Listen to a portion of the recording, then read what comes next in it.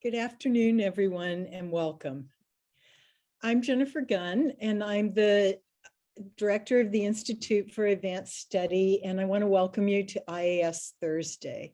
But before we begin, I want to acknowledge that wherever you are joining us from today, we are all located on the traditional, ancestral, and contemporary lands of Indigenous people. The University of Minnesota's Twin Cities campus resides on Dakota land ceded in the treaties of 1837 and 1851.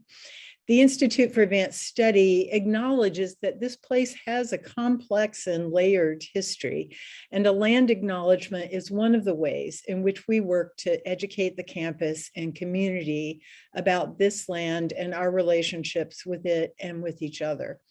The IAS is committed to ongoing efforts to recognize, support, and advocate for American Indian nations and peoples. I want to make some announcements first, and then I will give you the eternal Zoom instructions. So next week's IAS Thursday program is the October Spotlight Series on the military and the role of citizen soldiers. We have just announced a new IAS Thursday program for October 21st, Decarcerating Disability, Deinstitutionalization, Disability Justice, and Prison Abolition. And I hope you'll join us for that as well. Two deadlines are coming up for traditional IAS programs. The faculty fellowship applications will be due November 8th at noon, and the interdisciplinary doctoral fellowship applications are due on Monday, October 18th. For more information on either of these, consult the IAS website. And if you'd like to receive information and reminders, please join the IAS newsletter. You can check the chat for the link to sign up or go to the IAS website. All right, now for the Zoom instructions. I know you're all excited. We do have live transcription available today, and to enable that option, click on the live transcript button on the bottom bar of your computer of the Zoom menu bar, and then click on Show Subtitles. If you're on a phone or mobile device, this may be in the upper right-hand corner instead. We will have time for our audience questions at the end of the event. And if you have questions for our speakers at any time during today's presentation, you can enter them through Zoom's Q&A feature, which is also located on the Zoom menu bar. And this is a Zoom webinar, so we really ask that you enter the questions in the Q&A, because that's where the speakers and the moderator will be looking for the questions. It's hard to, you can't cut and paste them from chat to the Q&A. If you want to introduce yourselves, share resources, or chat with one another during the event, then please do use the chat feature, and make sure that you're selecting all panelists and attendees when you send your message. Okay, so now we get to the good part. Today's conversation is based on a decade-long collaboration between Queen Quet, Chiefess and Head of State of the Galagicis Nation, and Dr. Kate Derickson, faculty in Geography, Environment, and Society, and co-director of the CREATE project here at the University of Minnesota. Queen Quet and Professor Derickson are the co-conveners of the Cultural Colloquium of Collaboration, which is an IAS research and creative collaborative, and their collaborative is co-sponsor of our conversation today. So thank you to the collaborative. It is now my pleasure to introduce Queen Quet. Queen Quet is a published author, computer scientist, lecturer, mathematician, historian, columnist, preservationist, environmental justice advocate, environmentalist, film consultant, and the archivist. And she is founder of the premier advocacy organization for the continuation of Galagicis culture, the Galagicis Sea Island Coalition. I think we call her a polymath. Queen Quet has not only provided histo-musical presentations throughout the world, but was also the first Galagicis person to speak on behalf of her people before the United Nations. Queen Quet was one of the first of 7 inductees in the Galagicis Nation Hall of Fame.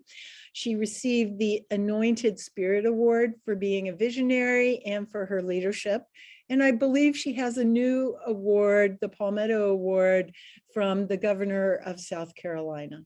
So without further ado, Queen Quet. Beneath this storm so long, beneath this your storm so long, crying, Lord, Lord, give we more time for pride. I've been in this your storm so long. Oh, this your needed time. Oh, this your needed time. Crying, Lord, Lord, give we more time for prize.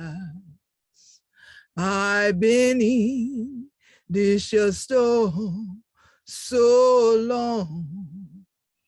This your day. We want the children forget upon this your show. All right, y'all. In the Galagicis Nation. WEBE, yeah, upon this your land in the sea. Yeah, from Jacksonville, North Carolina to Jacksonville, Florida. Who know what the yeti we the crack we teach so and things like that. Or some said, or the children why so fast and things like that. With a tide look like the climbing is slow. Or but plenty of time. That is the thing. What broke up what we had. Whenever that was them big get you. And I broke with them come in and said, no upon this shop. Oh, but then over there, something come again and say, oh no, well, we're glad that I did it. Because then they could come down from the paper and then say, well, then figure they would say, discover, but then I crack it teeth with we. And even if they crack with teeth and yeti, they can't overstand we. Then say, so they start for grind, the other rest of we. When them keep grinding, yeah, all the days. But them not do this your thing. What we are for do now, you see, for really truly crack a teeth with and yeti, who we be, that we be Galagicis, anointed people. So for our children what they yonder, way across from we, in that Midwestern country, we could crack with teeth to where Hunter do them over there. So I'll talk with you like this so you can understand what I have to say. As Queen Quet, chiefess, and as we say, head upon the body, the head of state for the Galagicis Nation, I'm so proud to be back here amongst what I consider my University of Minnesota family. As a Winton chair, I really got to be a part of drawing people into a circle the way that we do here in the Galagicis Nation, and having you sit down a little while underneath a virtual oak tree. You see, we'll say, Terry Lee Wild would we? And so that we could talk to one another in a way that we could really articulate who we are as a cultural group. Well, I know that's unusual to most university people because we're usually considered subjects, or as I look at it as a scientist, objects of study, where you actually decide, well, you heard something about us or you saw a movie, you heard from someone chit-chatting, found us intriguing. You wanted to discover whether this was legend or truth, whether this group of people actually exist, whether these islands actually exist, because many mainlanders in the US have no idea that there are sea islands from Jacksonville, North Carolina to Jacksonville, Florida, much less that whole region actually stretches to the St. Johns River. And that therein is where you'll find us, the Galagicis Nation. So for generation after generation, from the Yemisi to the Kusabu, to the Adisto, to the Cree, all the indigenous ancestors that are part of my ancestral legacy, as well as the Africans that were then brought into this region. From their time forward, from the 1500s and on to today, many people have come in and heard our language and discounted it, didn't speak to us, but wrote about us, especially if they thought they had the academic expertise to do so.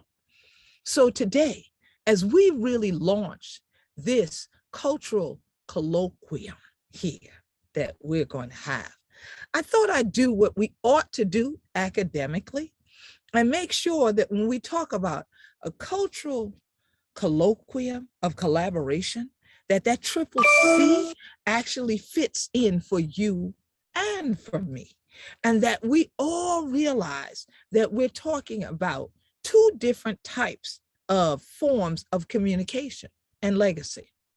So I know that over the time that we've had the Gullah Geechee Alkebulan archive, that many of our collaborators at University of Minnesota, starting with Dr. Kate Derickson, have helped us to contribute to in various ways, that we started to discover some language that you all have that doesn't mean the same thing to us in our community at all. And that language is the reason we're sitting in this space. There's this little word. That word is called case. Now, some of you who like R&B like me, y'all remember that's a good singer too, right? Well, I'd rather we be singing to get us all through. But the situation is such that we need to dialogue first about this word that we're here to, for me, celebrate, to be a part of, to gather in the circle and connect to, is what is colloquia? What is colloquium? Where does it derive from? It actually has its origins in to talk to, a talk with. And nowadays, I know if you're like me and you fit into this new category they call BIPOC, you're tired of the word conversation. Conversation is very different than collaboration. And conversation can't lead to collaboration unless there is clear communication and things are not lost in your interpretation. So this is a critical moment for us to just examine that word, case. It's the case that we are all here in this unique space. But when you come in what others call a BIPOC community now, and you hear, I don't want to catch a case, that has multiple meanings now for me, because we have become people's case studies, case work. We've caught cases and we did no violations. But that's not unusual to people that look like me, you see, because of the way there has been a negative interpretation of our very existence in so-called American society. People tend to think from the Western world that they need to come into indigenous communities, Black communities, brown communities, and tell us what's best for us. And that happened all too often in the Gullah Geechee Nation. That's why I'm able to articulate in the manner that I do today when I'm speaking English. But thank to God that I can still throw them down like a dish if I need for crack potato and all the rest of the people were there. And so it's a good thing that I am still bilingual, that I literally didn't allow the language to get beaten out of me. But the soul gets beaten down in today's world where everyone wants to simply have a conversation about inequity, a conversation about injustice, a conversation that we now call, and we pocket it all together, Jedi. We have to do more than simply talk. at one another. We have to commune in the circle together. And that's when we know we are entering the arena of collaboration. So this colloquium is cultural in that regard, because we are going to take up space where others have simply made us a case. And so it's been really intriguing for the last decade to communicate more with folks within academia through the Galagicis Sustainability Think Tank, and to really see how they think versus who we be as Galagicis. From that emerged this book, WEBE Gullah, which is Cultural Capital and a Collaboration Anthology. This will now effectively be called Volume 1, because by the end of our Cultural Colloquium of Collaboration, we intend to have another volume published to help people get some guidelines on research in the Gullah Geechee Nation, what's respectful to do and what's not respectful to do, and recognizing that the experts are those whose culture you've come to learn about, to write about, to do death by PowerPoint about. But how would you know who we are if we don't tell you? You have to be willing to enter the circle with us and sit and sometimes not say a word. Tune in, let your spirit receive it, because maybe you've never been a part of a conversation or talk like this one before. So if I've been a trauma down like I did shit for all the shit we did and the suckle and thing like that, they blend on it, you know, left out there just like on it become anything. You wouldn't know anything when you left if you couldn't interpret what I said. So maybe your language also needs some interpretation, and that may need to be done by those same individuals that you are thinking you are studying. And now you're causing us to catch a case because you're in the wrong place. We're not in a Peachtree dish. We're living beings. We have our own story to tell. And maybe instead of interpreting it, maybe you should take dictation. Maybe you should simply go back with quotations that came from our voices. We have so many devices on which you can do that now. There's no excuse to say you didn't get it all right. It's not a WPA interview. We are in the present day where people record almost everything. But is that appropriate for you to do?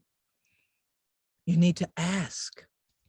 What do you call it today? Informed consent is required. And people never thought of that. When they decided, they would formulate their abstracts and their thesis papers to say, we're going to study this particular group. So it was, as one might say, a breath of fresh air. I might say a breath of Sea Island salt air to meet Dr. Kate Derickson and find out she's a geographer that has something that I love so much, common sense. And I know Voltaire says common sense is not so common. And on Saturday past, I met a brother named Voltaire, and I shared that with him, that I quote his name often. And now I can say that we even have a Voltaire right here where I be, in this land of the Gullah Geechee. So it was a blessing to meet him, as has been this a blessed journey with all of the Gullah Geechee Sustainability Think Tank members, including my often called co-collaborator, sometimes called co-conspirator, sometimes called co-professor, Dr. Kate Derickson. And I always say, my geographer. I have a couple of them now, I'm so proud to say, and they let me know, yes, you're going to need a lot of us. And so we have been plotting in that way on what to map out as we bring you into this circle of our cultural colloquium, you see. And now I asked Dr. Derickson to talk a little bit about collaboration and this word case that seems to be just all over the place. Well, thank you, Queen Quet, for that. It's really nice to be here. Thanks to the IAS for the opportunity and for continuing to invest in this almost 10-year long collaboration. And I know it's almost 10 years long because it's, as Queen mentioned, taken me 10 years to write the paper that is forthcoming about this collaboration. And I'm going to share some of what I have written in that paper in some of these comments. And you'll have to, there's kind of my household unfolding behind me because my internet's a little unstable. So apologies if dog barking gets in the background. So, you know, people are often really surprised in both Minnesota and in South Carolina when I describe my work as a member of the Galagicis Sustainability Think Tank. What's the Minnesota connection is one of the first things that people ask. Why would a professor in Minnesota be coming to South Carolina? Or why am I not doing this work in my own backyard? And this reaction always surprises me a little bit, and it strikes me as a little bit odd, in part because I don't think that my colleagues who do international work are met with the same degree of confusion about, you know, why they're here and why they're doing work there. So it always raises a question for me about the imagined scales of belonging, about regional identities, and about the subtle but persistent set of assumptions about the politics of knowledge production. What does it mean to do work here versus doing work out there?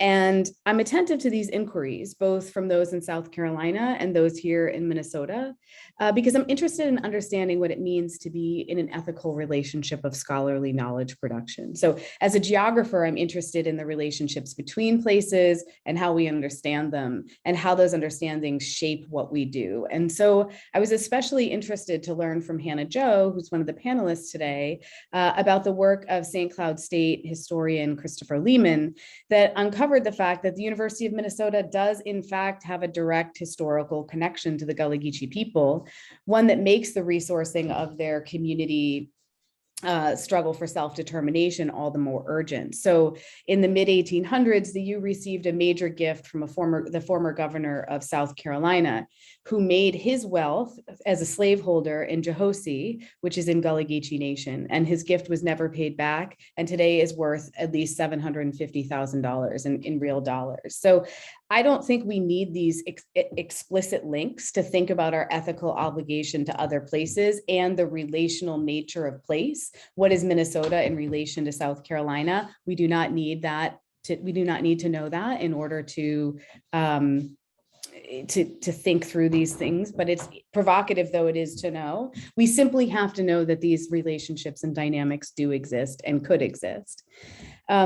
So for the past 8 years, I've been a member of the Galagicis Sustainability Think Tank. And throughout this collaboration, I've approached the collaboration with an ethos of what I call resourcefulness as an approach to community engaged research. So resourcefulness aims to turn the research university inside out, to mobilize the resources of the research university, to ask and answer questions that are a priority to those that have not historically had the access to shape our research agendas.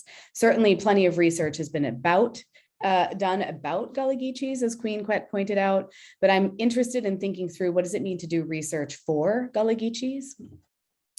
And I think that distinction is what we've been trying to figure out on the Gullah Geechee Sustainability Think Tank and trying to put into practice. And I want to drop into the chat.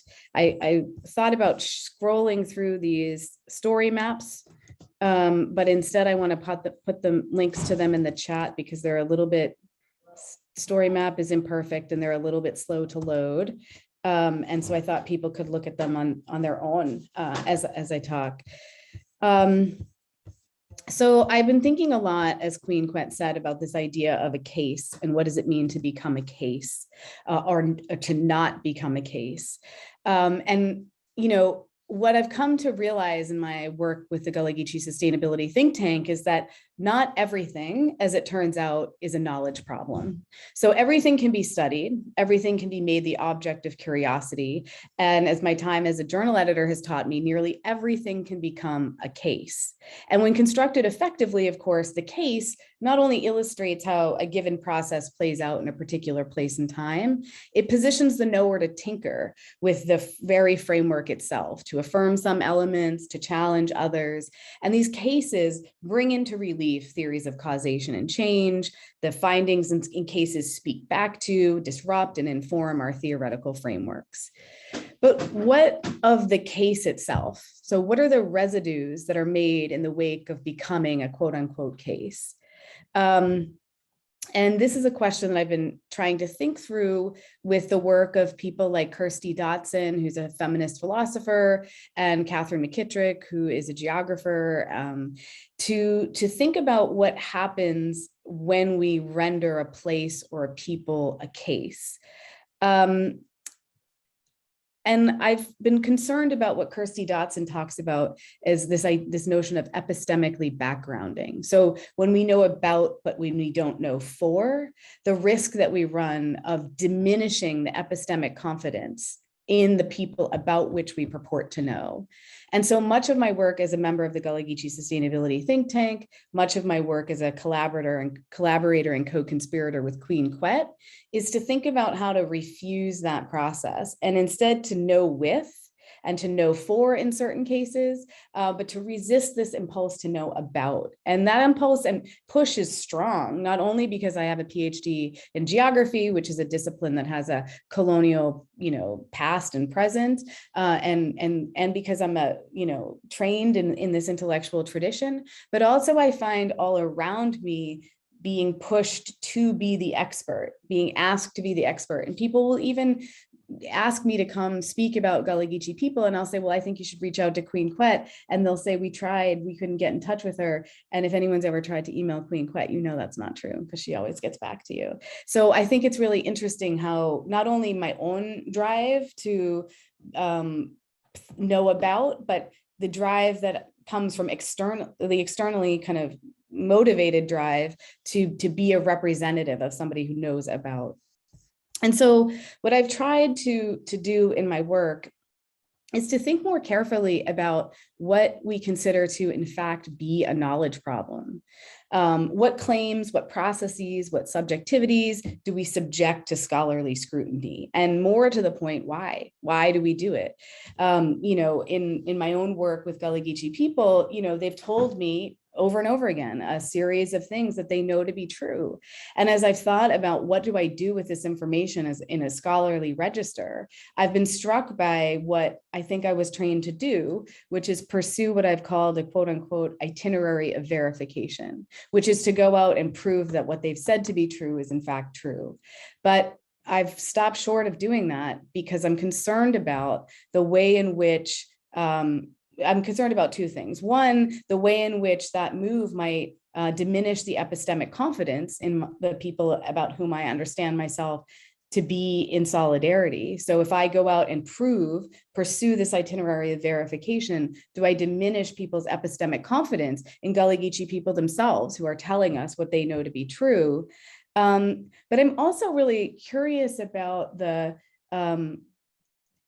theoretical underpinning or the theory of causation that assumes that if I know something and I tell you that it's true, that it will change. So I've been wondering, what could I see and tell other academics that I'd seen that would make anything change?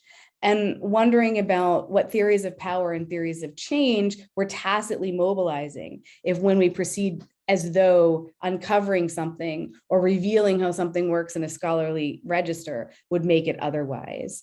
And then finally, I'm really concerned about the power relations reproduced in that verification process. And I call that the social relations engendered in the act of knowing. And so what I've been arguing for is a kind of diminished and more specific role for scholarly knowledge production in these kind of broader struggles for self-determination.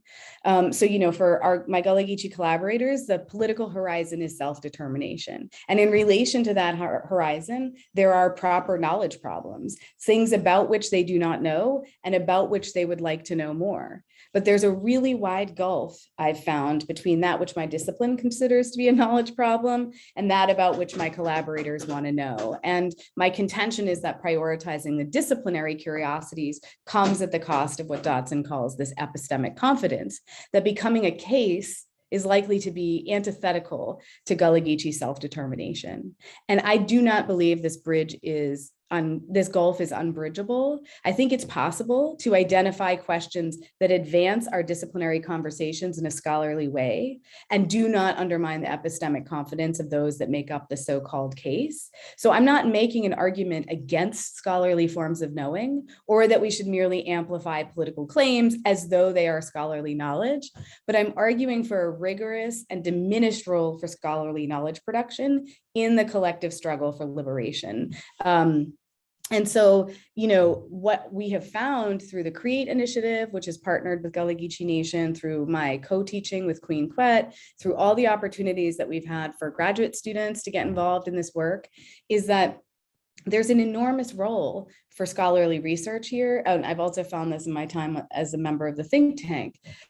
We have done research on land tenure and the kind of pros and cons of selling land or holding it in different ways. We've done research on the impact, the environmental and economic impact of stormwater retention ponds. Collaborators and members of the Gullah Geechee Sustainability Think Tank have done work on lupus, have done work on the content of fish, of, you know, climate change, heat indexes, and increasing temperatures and the impact that that might have on places. But the difference is we have studied these processes that are interesting and important and a priority to Gullah Geechee people, but we're not studying Gullah Geechee people to tell them more about themselves. And so, you know, I'm going to hand it over to our two graduate student panelists so that they can talk a little bit more about what that experience has been like from the graduate student side and maybe reflect on as they're kind of figuring out what kind of academic they want to be. You know, these are the questions that I've been mulling over for 10 years and are now in this paper that's forthcoming. So let me start out by first introducing Mariah Shumpert, who is a PhD student in gender, women, and sexuality studies here at the University of Minnesota. And they were a student in the class that Queen Quet and I co-taught last semester, and one of the authors of the story map, that's the St. Helena Gullah Geechee.com story map. And so, yeah, I'll hand it over to you now, Mariah.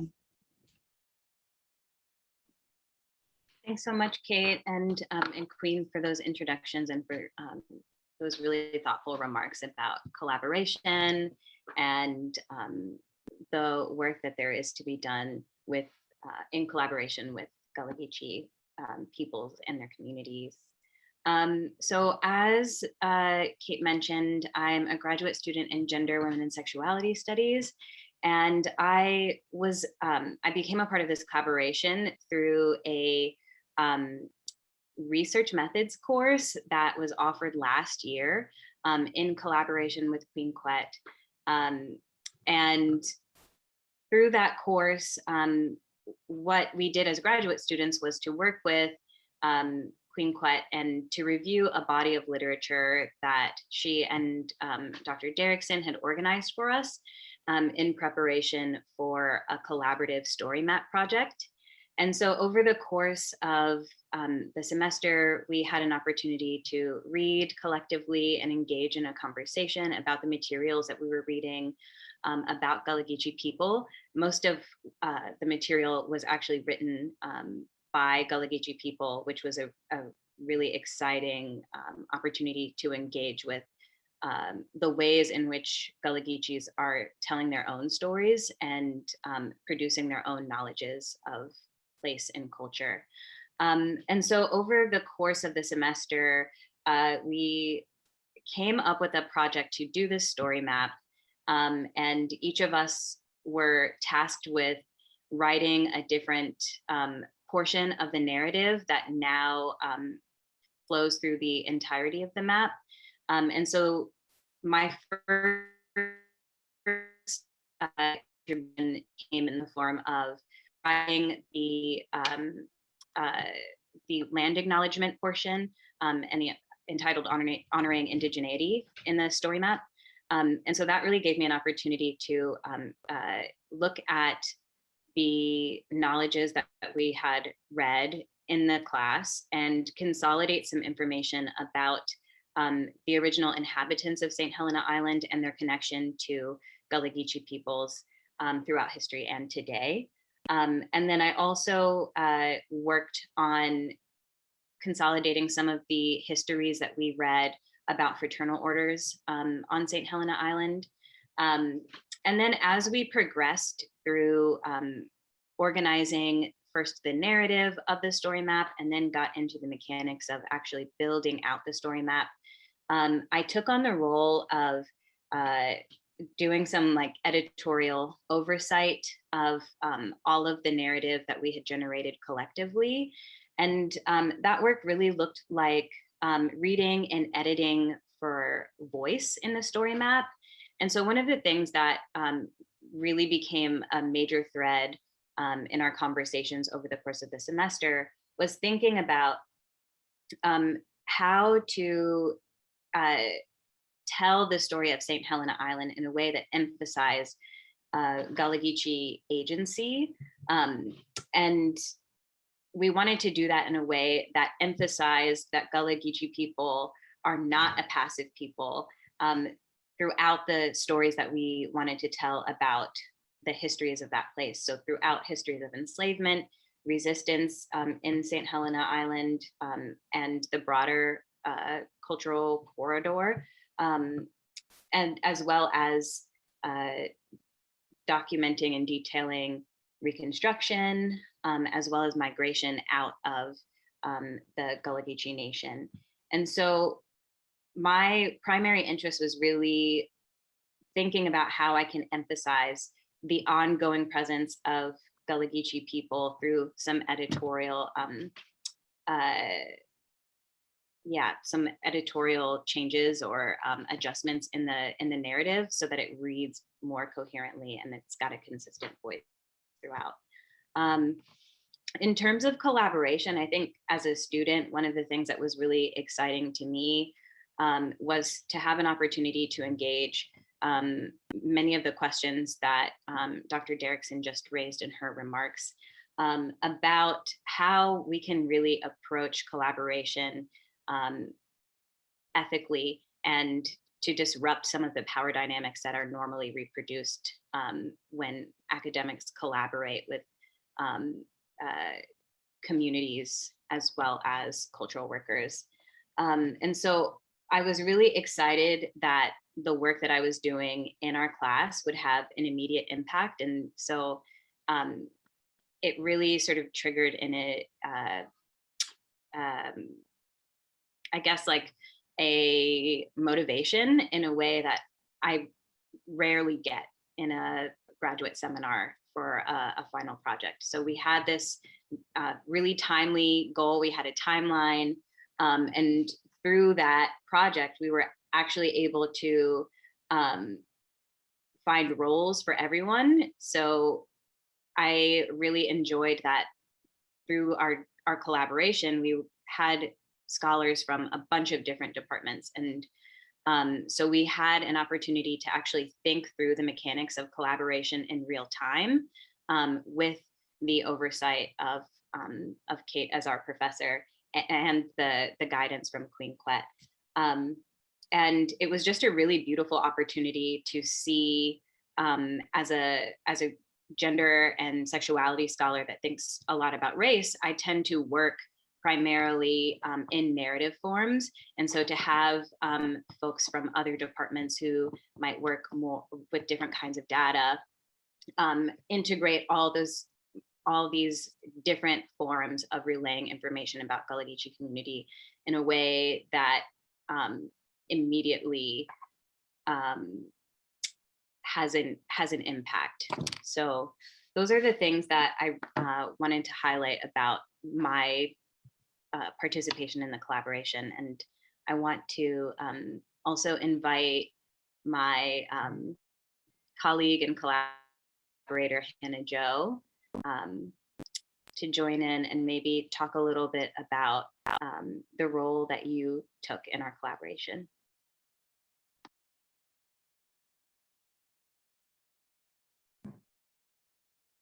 Hi, everybody. Well, yeah, thank you so much for having us here. And I feel like I was taking a lot of notes from my fellow panelists because I'm learning a lot and just helping me to reflect again on our experiences in our collaboration. So yeah, I'm Hannah Jo. I use she or they pronouns. I'm a third-year PhD student in the Natural Resource Science and Management program. And I was a part of the course that we've been talking about this afternoon, and also was a CREATE fellow, and had the chance to work with Representative Glenda Simmons-Jenkins and Queen Quet that summer. So in the Nassau County, Florida context, in a St. Helena context. I think what I would like to share, so much wonderful insights have been shared already. And I think what I'll speak to is a little bit of, I guess, my journey as a student and kind of how the collaboration with the Gullah Geechee Nation has fit into that and assisted me in my journey. I really appreciate what Queen Quet said in your opening about colloquium, and also this idea of collaboration is more than conversation. And I think you used the words of drawing us into a circle and sitting beneath a virtual oak tree. I wrote that down because I really liked it. And I think, our course for me really was that. I actually came back into this room today. You might notice this is the room I always sat in during our class, which is my bedroom. And I don't take many Zoom calls from here, but it's a very comfortable space for me. I love the flowers, and I often would light incense before our classes, and I did that again today. And I created kind of my own, ritual for our classes, because it was a special place to be able to come and know that when I come into this space, almost always Queen Quet would open with a song. You would speak your language with us. You are the expert of Gullah Geechee culture, and that was never questioned. I think you said towards the end of the class that you said I was pretty quiet during class, and I hadn't even noticed, because I guess, but I spent a lot of time listening, I think, because that was kind of my mode as a learner in that class. I loved that we were not presumed to be or put on the spot to become experts of anything. We spent time, like Mariah said, we read a lot of Gullah Geechee writing by Gullah Geechee folks. We also read, we watched a movie. Oh, we watched Midnight in the Garden of Good and Evil. We watched Wilmington on Fire, which was awesome, and got to speak with the director. But we had some pieces too where it's like, this was not from a Gullah Geechee perspective, and so we would watch it, and then the next whatever day we would come to class, Queen Quet or whoever you had invited would kind of come in and be like, okay, here's the real story. Like, you just read this thing, you just watched this thing, and it interpreted Gullah Geechee culture wrong. And it was always interesting for me, because I would do the reading or watch what I was watching without really knowing what the real story was.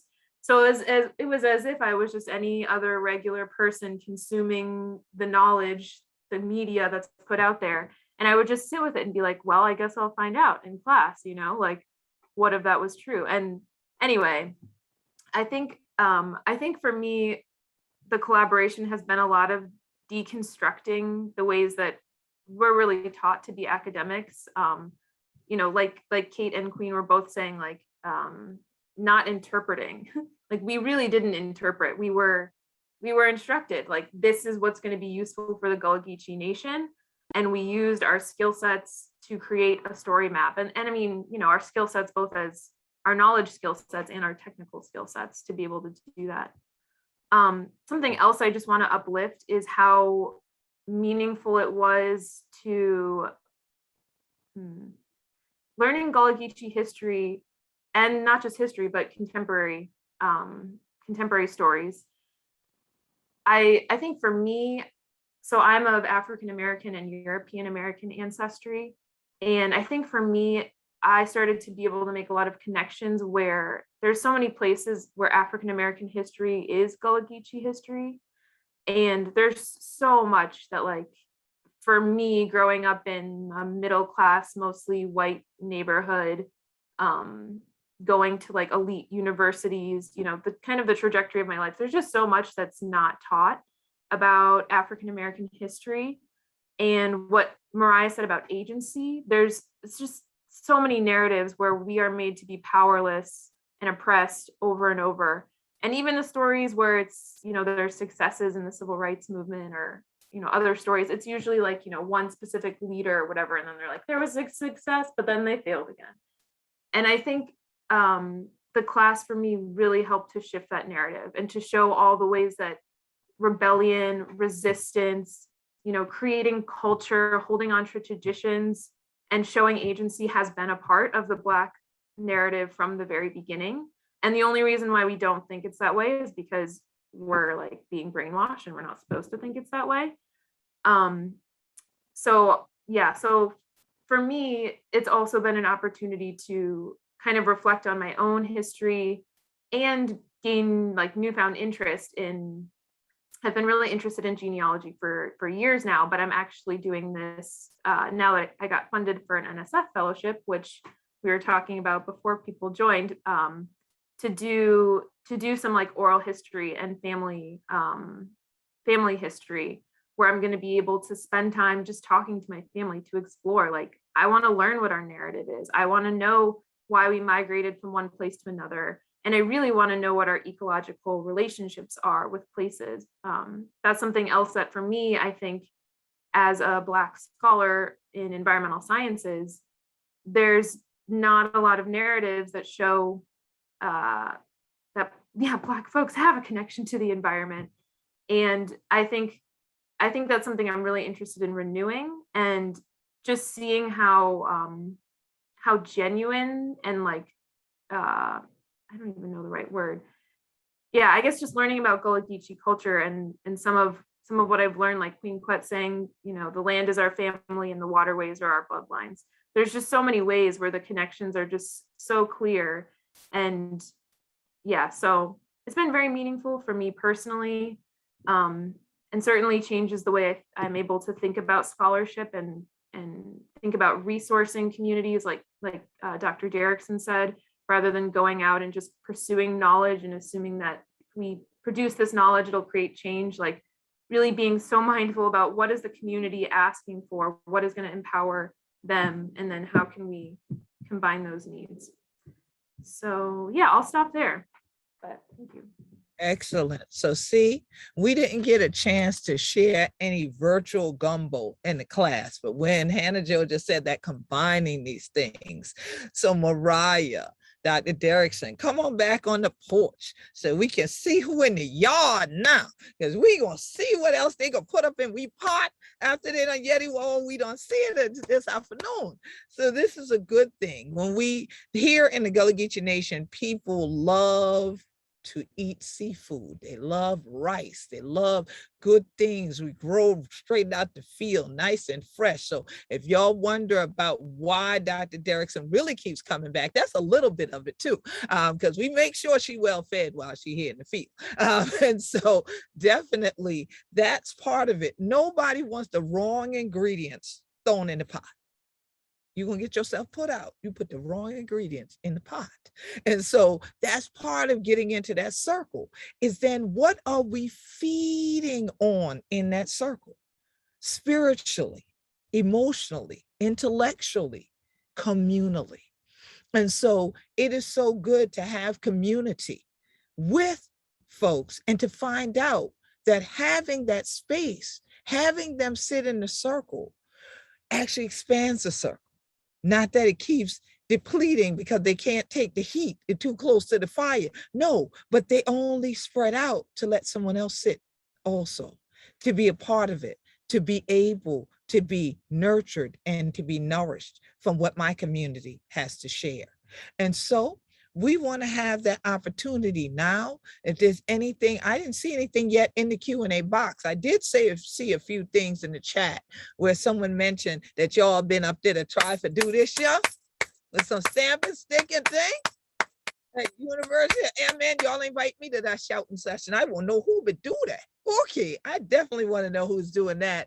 Robert had dropped that in there and was saying he was so happy to be here with us today to learn more about Gullah Geechee. But if y'all have questions, please drop them in the Q&A so that we can definitely cover those. But I'm going to go ahead and get started then with a few questions of my own, because one of the things that Dr. Derickson and I have talked about for years on end is the look on people's faces when she uses the word resourcing. They pause. And if there are other academics, she follows it with the community. They go, kind of like the little RCA dog. Like, how you do that? So Dr. Derickson, I'm sure we have some people that when you said that even today, resource in the community, and Hannah Jo said, yes, this has informed her now. As someone who wants to continue to co-produce knowledge, but wants to do it in a way that can resource community. And I know Moriah talked about that from the beginning, how when you resource community, you assist with their agency. And many times that helps with the resistance. That helps. And that is a rebellion in academia many times. And so I would love to know, and I'm sure the audience does too, when you come up with this term or state this term, resourcefulness, how did you come to that? And what makes you continue to stick with it? Because just because you start something doesn't mean you continue. So what made you start to do that with community instead of just for yourself? Because we know academics can get a lot of grant money. That don't mean they share it. Yeah. Well, thanks for the question. Yeah, I think you're right that oftentimes Queen Quet and I go to, regional climate change and environmental conferences and talk about sustainability and collaboration in that realm. And people do get surprised by some of the ways that I talk about, not just collaborating with communities, but using those collaborations to resource communities, and specifically in terms of dollars transferred. So I've talked about and thought about resourcefulness in a variety of different ways. And the original motivation for that, what is kind of a clunky word or a clunky way of phrasing it, comes out of some work that I was doing with a community that I was working with in Govan, Glasgow, when we were talking about this idea of resilience. And this was 10 or 11 years ago, where resilience was kind of the hot new term. And of course, everybody wants communities to be resilient. People want kids to be resilient. We want to be resilient. I don't have a problem with the idea of resilience. Right. But I started thinking about how if resilience is your horizon, you're not changing anything, you're just enduring it. And so I started thinking, just in the case of this one community partner, is that what you're after? Is like enduring these changes? It sounds to me like what you're after is self-determination. Right. And so can we move the political horizon from being resilient to social and economic change to environmental change, and think more about how this work that we're doing can resource self-determination of this community? And so then I started thinking, well, okay, what does it look like? And we started talking about what would it look like to do that. And then I got really interested in, as an academic, what is my role in relationship to resourcing communities toward self-determination?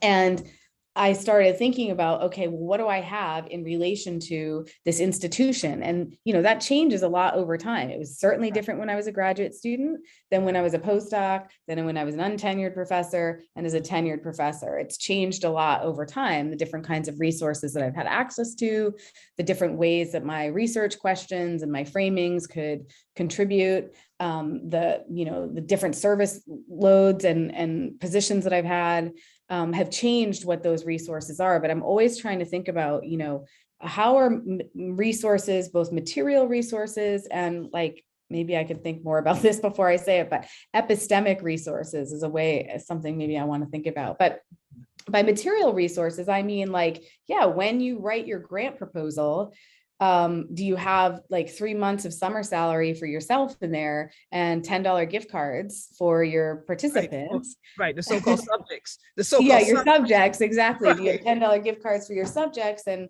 a whole mess of money for yourself? Or can you hire, people from the community to be research associates and collaborators? Can you help hire folks to cook and prepare food for your research meetings? And can you just think about how you can make that money that Governor Aiken invested in this university flow back to the place where it was originally made, and really push your institution? It's not easy. I think the reason why you get that like head to the side look, or we get that head to the side look, is because there are, we were talking before about administrative, I forget what the phrase was Jennifer used, but it was a good one. Administrative injustices or something like that. Yeah. And the really kind of like individualistic, punitive, skeptical, categorically kind of way of accounting for money that the university defaults to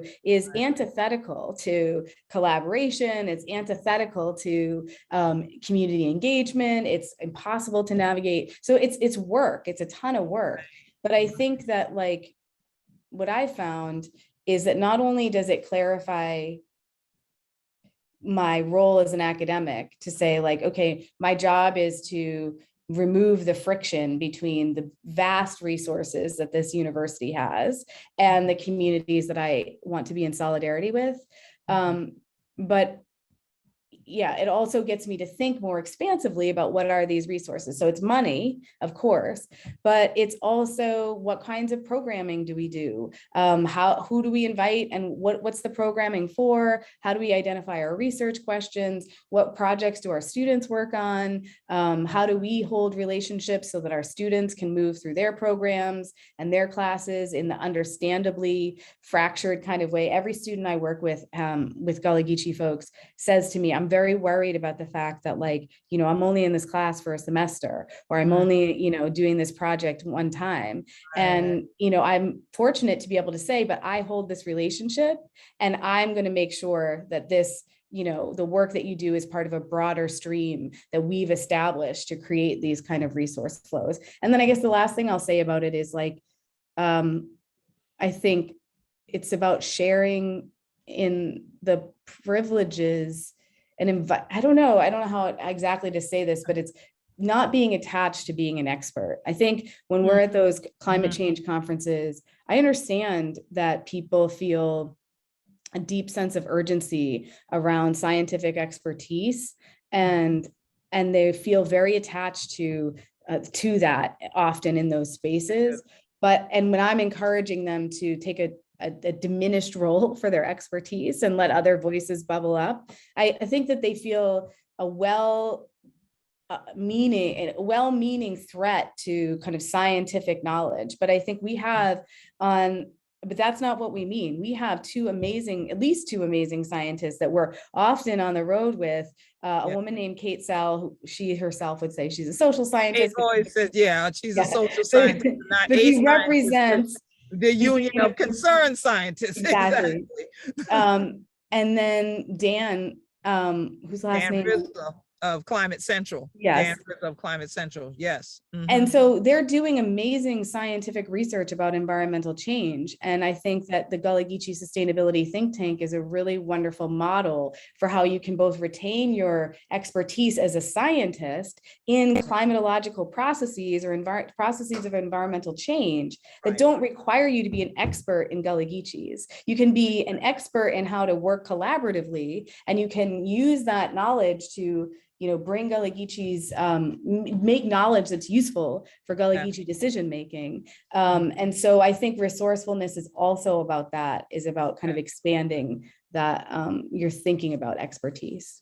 Absolutely. And then when you mention Climate Central, it's also about the fact that you may be at an institution, you may be at a company that has technological resources that cost hundreds of thousands to millions of dollars to actually assemble. So that's not something everybody's going to have at their literal fingertips, but because you are there, you can co-produce, you can collaborate with the community and have us be able to feed in what the questions are that we want the answers to.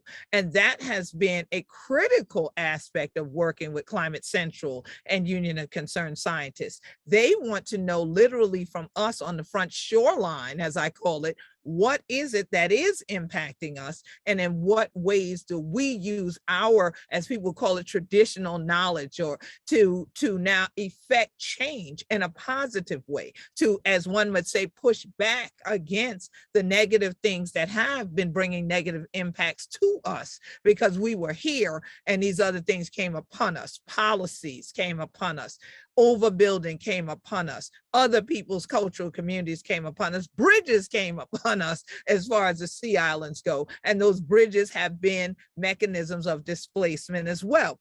And now we're finding that the same things I'm mentioning are also those contributing factors to what we call climate change. So what climate actions can be taken, what policy actions can be taken, and how do we center the Gullah Geechee Nation in those things? How do we center Black and Indigenous knowledge in those things? So that's where we are right now, even with all of what's going on the Hill. You know, we are still sending word from what they call the Low Country and the Gullah Geechee Nation to say, make sure these policies are inclusive of us and not just in terminology like underserved and underrepresented, but truly from the knowledge base that we have and from our rights, from the standpoint of our very land rights, our human rights, that these things need to be incorporated in the policies going forward so that the economy of those policies flow back down the hill, back to these shores, because more often than not, it doesn't. It stays within the hands of those that are in those positions and seats of power. We have the agency to do that. We have the cultural capital that we have to invest in this process now. Not when we want to. We'd rather be out on the bateau boat with the cast net getting some shrimp and things like that to bring back in and have some shrimp and gravy rather than dealing with that. But we realize if we don't do that, we might not exist. And as our Minister of Information, Elder Colleytown, always says, if you don't have a seat at the table, you will be on the menu. And so it's been a good thing to be seated at the table with scientists and with those who work with scientists, because in some ways it tends to validate what the natives have said, right? And so when they see that shared respect, that shared, as I like to say, overstanding amongst us, it gives people another model that they hadn't seen. Now I'm being asked, how did y'all do that? How do you do that? Because of these so-called Jedi discussions and conversations. And so Molly asked about climate change and where there were some good examples of how we speak about it. Well, Molly, I have a few resources for you. If you go to Galagicis.tv, Galagicis.tv, GEECHEE.TV, type in Queen Quet climate change, and there'll be a lot of things there. Also, the WEBE Gullah Geechee book that I showed you earlier, we have different things that we've talked about in regard to our food security. The same thing that Dr. Derickson brought up about papers that were done regarding the fish and the fish stock here, and looking at that even from a medical perspective. We worked with MUSC folks on that, but also the environmental perspective.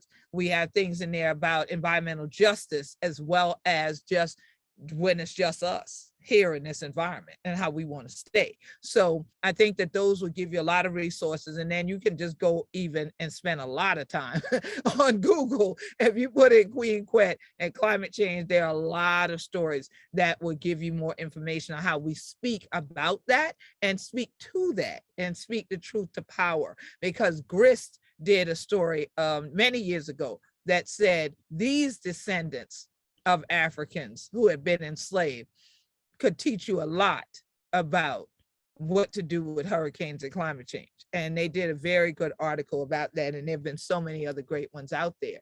So those all add to Paula's question. Paula wants to know, can we say more about subtle forms of resistance? So Mariah, you know, you and I had some, one might say, lively discussions during the class, because we always talked about how words can be weapons.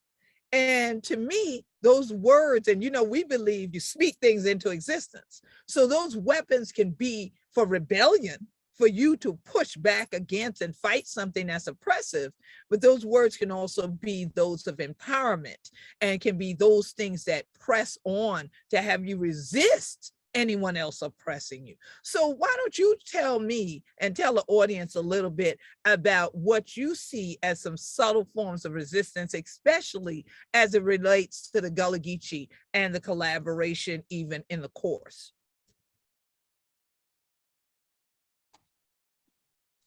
Sure. Thanks so much for that question, Queen. And I think, is it Paula in the attendees? So I think the most, I think the most central way that I can think about the ways that we thought about resistance in the map making was really our engagements with language. So as you said, really thinking about the power of language and the power of words.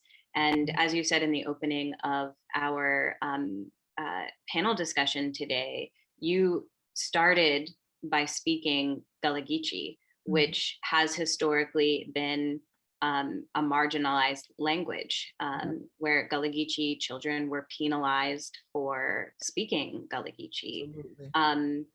And so I think the ways, if you're able to, I'm not sure if attendees are currently looking at the map, but please do take a look at it when you get a chance. You'll notice that most of, or not most, but all of the subsections of the map actually are titled in Galagicis. And that was a really intentional choice that we made as a research collaborative to really showcase the language. And also, I think it's important that Galagicis stories and knowledge should be communicated in the Galagicis language first and foremost. And so I think that was a really important consideration that we immediately applied. And even when we started to actually show the map, we had, I think, was it one or two opportunities? I think two opportunities during the course of the semester to actually showcase our work on the map. And we made a lot of choices as collaborators in how we presented the map as well, and whether or not we chose to actually read the Galagicis language, which we didn't as non-native speakers, because there are regularly attempts made by academics in that effort to position ourselves as experts over a subject, right? To attempt to speak Galagicis was something that we knew we didn't want to do. We wanted to protect the efficacy of the language itself. And yeah, I think that was one of the most core components of the map that I remember early in our discussions, that choice. Absolutely. And I know, just like me, I'm the artivist. So I do my activism through the arts. And I know Hannah Jo, one of the things we even talked about even today, and Moriah, all of us have been talking about when we were in class together, was resistance in the present form. And so I wanted to give you an opportunity as well to respond to Paula's question in terms of subtle forms of resistance, and maybe not so subtle forms of resistance, since you are still within the academic realm, and what you saw as some of those things that continue to inspire you to use resistance as a tool in your life, because it's so easy just to unplug and say somebody else will do it, so why do that, and what would you offer to Paula as well in terms of that? Yeah, thank you. It's funny because I feel like there's subtle and then there's also not so subtle, you know, like if you're gonna speak in front of Congress and testify or something, that's not a subtle form of resistance, but Right. also should be uplifted. Mhm. And there's so many like ongoing land struggles that I know the Gullah Geechee community is fighting for and fighting for sovereignty and recognition. So there's also non-subtle forms. I think part of what you're alluding to, or part of what I thought of in the framing of that question, was also our really conscious decision to make this a story map, not a history map, Mhm. to talk in the present tense and the future tense about Gullah Geechee community. I think that's something else that's really common. Scholars love to place, especially Indigenous folks, in the past tense, and that's another way of taking away power and agency. So I think that's another important component of resistance. I will also add, I think I remember working on one section, the arrival to St. Helena, Yeah. sort of the early section. And I remember there being like reading through, you know, scholarly articles, different literature, people had different opinions about where, oh my gosh, Ayan, Our origin point, essentially the yes, origin point of folks coming in, yeah, to yes, Santa where's, Elena. right, Mhm. where was the origin point? And so we kind of, I think in our, you know, draft of it, we maybe pointed to, we were like, it could be this place or this place. And Right. Queen Quet was like, no, we determined the origin point. And I think it was at PD River. Yes. And so it was like, okay, well then that's it. Like, we don't need to debate this. And so even just, you know, making sure that the story is representative of the Gullah Geechee story and not opening it up for spaces of debate. I think, you know, for anybody who might have written those papers, if they read our story map, they'll probably be like, what? But like, that's a subtle form of resistance, to be like, this is the story. This is it. Mm-hmm. Mm-hmm. That's what they did. That's what they did. They didn't come ask us. They wrote their stuff and then just became, quote, the experts, right? The authority on the matter. Well, that's not the end all of the matter, because you haven't engaged, you haven't entered that circle of communication, colloquium with the community. And once you do, then you would have more respect for the oral tradition as well as the written tradition. We know that the written tradition is usually steeped in colonialism. And thereby, it was largely written by the oppressors that wrote it, not the people who endured what was going on and who were the ones who resisted at the PD River. So yes, you may have come in and sailed by the island I live on that's now St. Helena Island and named it and said, oh, it's so beautiful. And this is the patron day for this particular saint. So, oh, it's as beautiful as Helena. So we name it Santa Elena. So we named that, but we also know your story says that there was a continued migration of those boats to another place, trying to find a way to survive. You see, and you ended up in that PD River region and the Africans took off fighting. So we know that those are still the earlier stories. And because they contain resistance, they are usually the ones erased. There's an erasure process. When you talk about indigenous people, African people fighting back to hold on to land, to hold on to culture, to crack your teeth like this, thing like that, to hold on to language, then there is always a problem with that. So here it is in the Western world. If you want to continue to dominate, you also need to dominate the narrative. So now it's our turn to say, well, we never told you that. And we weren't there when it was written and published. We weren't the peers doing the review. Okay, and we should have been. And so we have to take that into consideration. And so it's interesting because we've been asked about some more detail on practical use of resourcefulness, how to really put this into practice. And I'm happy we've been asked to elaborate more on that, because when Dr. Derickson was talking, she's talking about from the giving end. Let me talk about from the receiving end in this way. We have the entire Gullah Geechee nation. There are Gullah Geechee businesses here. There are Gullah Geechee restaurants here. There are bed and breakfast, Airbnbs now that some people own that are native Gullah Geechees that people can rent.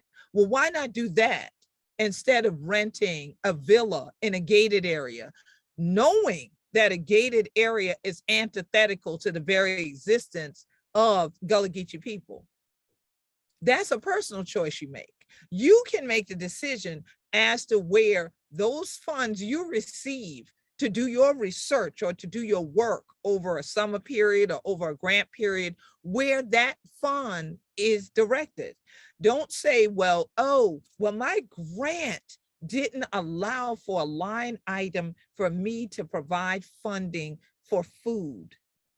That's still, but you have to eat. So you are somehow going to take a portion of what you have and utilize it to eat. Why not eat at a Gullah Geechee owned restaurant? If you are going to ask some of the people to come and do oral history interviews with you, why go to their house? Maybe you want to invite them to lunch or dinner at a Gullah Geechee owned restaurant.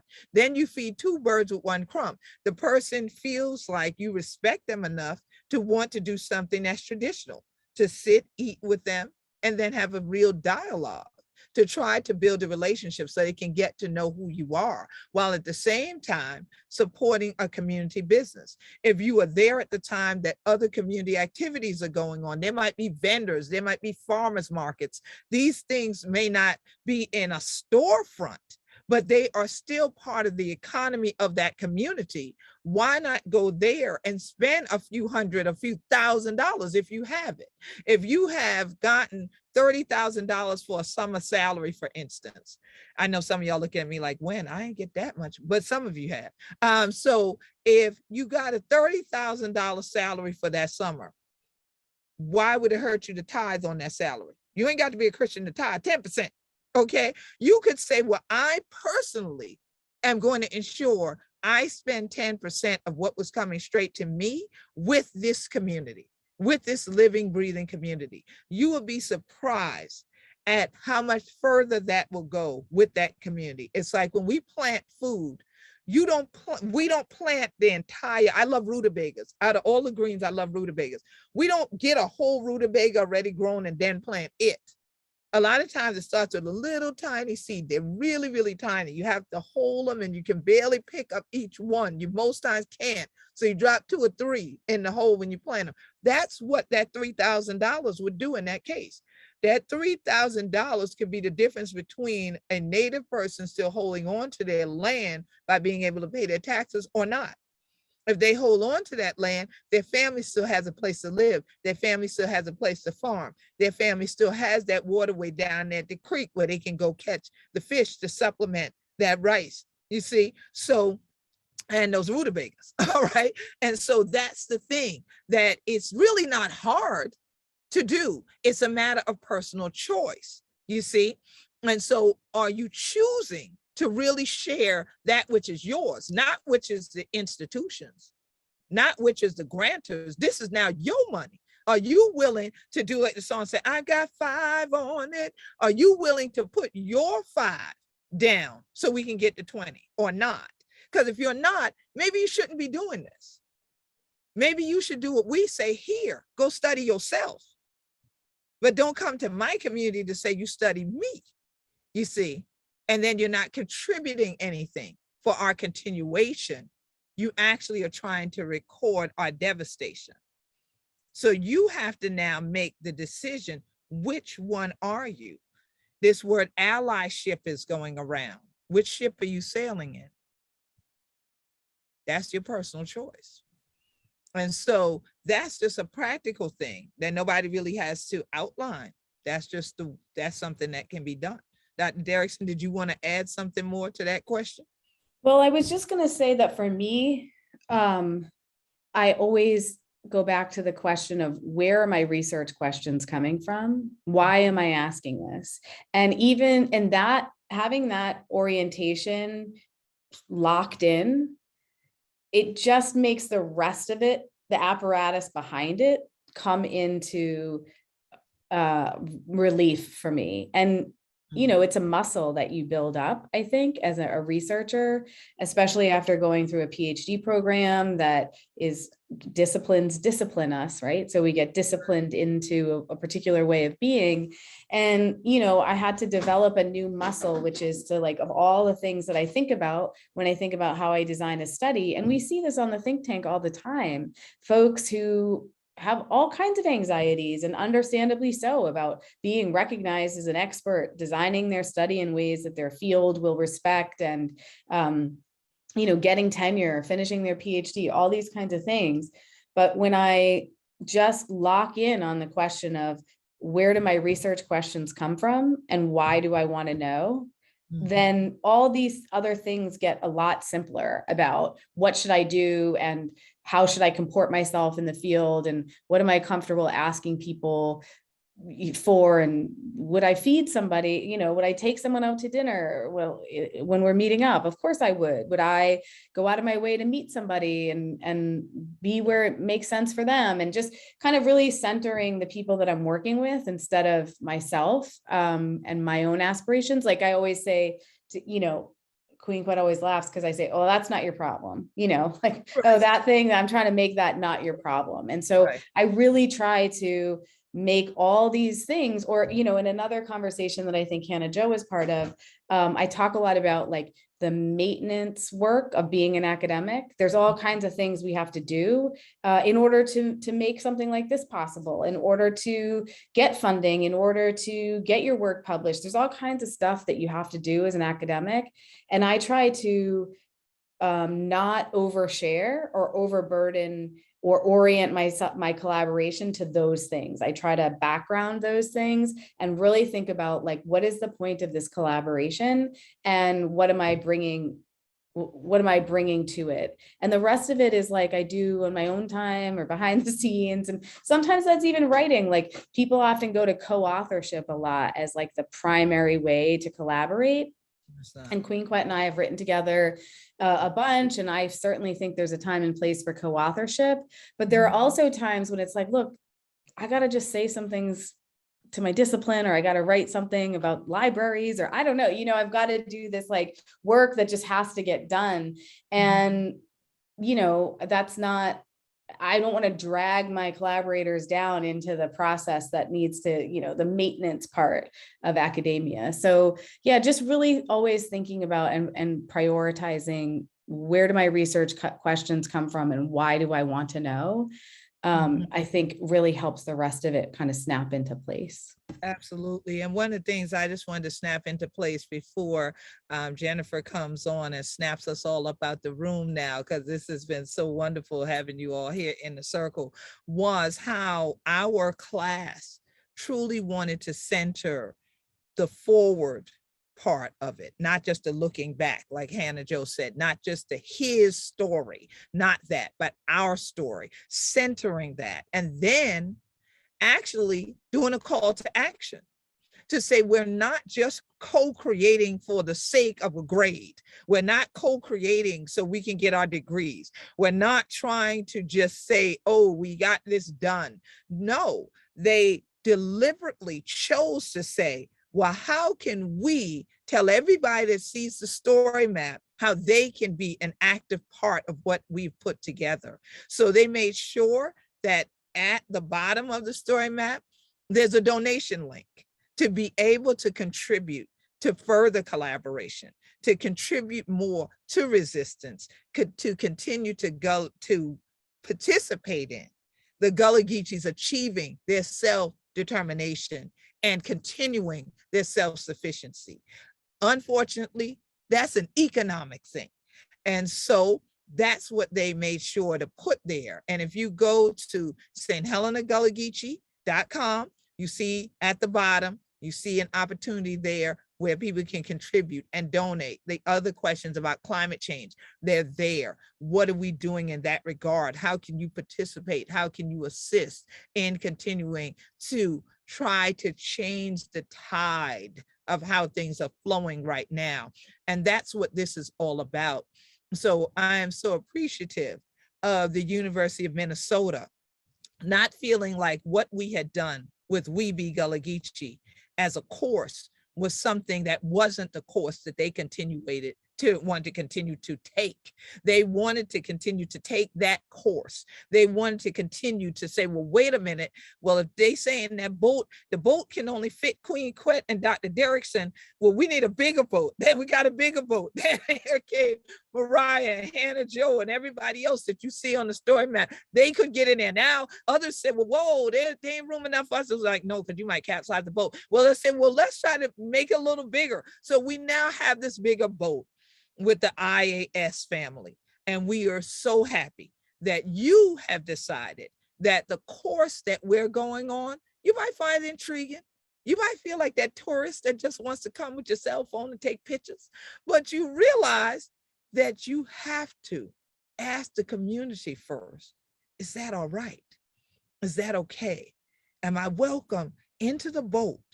And when the boat gets to the landing on the shore, can I also sit with you in the circle so that we can truly have some talks together, that we really can be in a cultural colloquium. And from there, can we build enough relationship that we can come back together and say we've done true collaboration. So I can't wait until the course has been run and we get to the end of this to see exactly what else we'll have to share. Now, I ain't gonna lie to you. If that $750,000 that y'all owe us is on the way, I can give you ACH deposit information today. I am not mad. We will definitely take that return on that investment that was done with my ancestors' blood, sweat, and tears from Geechee Plantation all the way up there to where you are in the Midwest to keep you all in university. And we hope that this has now been your Galagicis orientation. On behalf of the Galagicis Nation, I just want to say thank you to all the 100 children who joined we here today. And thank you, Moriah. Thank you, Hannah Jo. Thank you, as y'all just call her Keith, Dr. Derickson, for all of this today. Thank you, Jennifer and Abby and everybody there at IES that's been behind the scenes that made this happen. And we pray that all the rest of this series is also part of the circle. And may we all get here on the shore and collaborate together once more. Peace and blessings. Jennifer, any final words for the family before they grind on wherever them children have to go now on the UMN campus and beyond? Just thank you very much from the bottom of our hearts, and to all of you, Queen Quet, Hannah Jo, Kate, and Mariah. I think we will all be taking food for thought and nourishment home with us. Thank you so much. Thank you. Peace and blessings, everybody. Stay safe and stay healthy. Thank you so much. This was great.